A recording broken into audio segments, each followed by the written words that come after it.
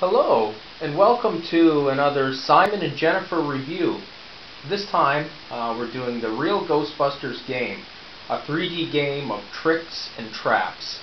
We're trying to do videos that have not been reviewed much on YouTube, if at all. I haven't seen this game anywhere on YouTube or even for sale on eBay, so I thought it might have been something that people were interested in seeing.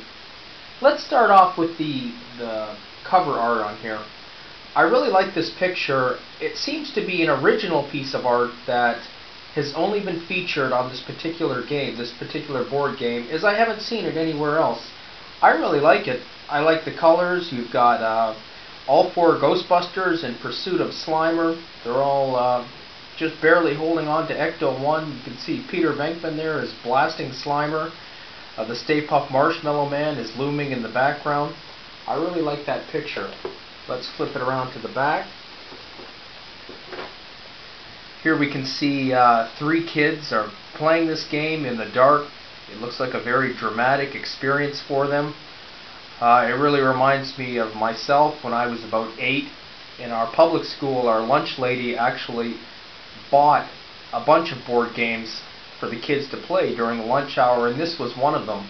And I'll tell you, that game sure got a lot of use. I have very fond memories of that. Well, let's actually have a look at the game itself now then, shall we? Just going to put this aside. So this is the actual game setup. You can see it's a 3D board game. The game is actually split up into 4 different zones. You can see the first one here is in the Ghostbusters firehouse, which then turns into an antique store, which then moves out onto the streets of New York, and finally ends in a museum. And whoever can reach the top of the staircase up here is the winner. So what else that I like about this game is that there's tricks and there's traps in it. I'll give you a little overview of how the game works. You roll the dice, of course. You pick your Ghostbuster and you move around the game, around the board here. And every time you roll, you spin this little device here. I hope everyone can see it. And you're hoping to land on this catch one ghost. And you need a certain amount of cards to move out of this zone and onto the next one.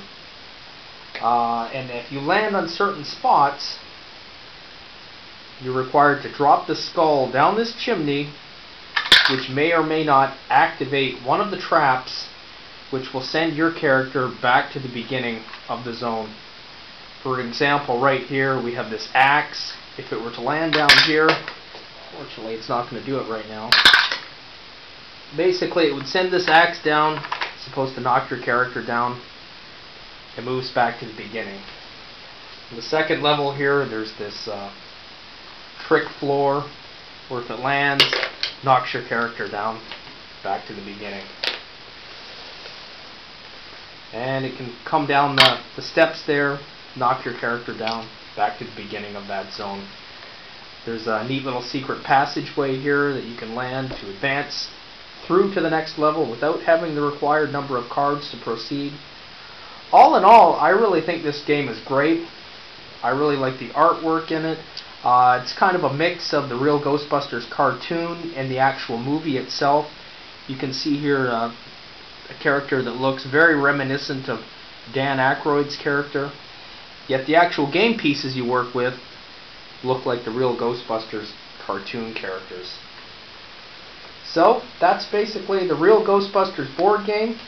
I hope you have enjoyed my review, and take care.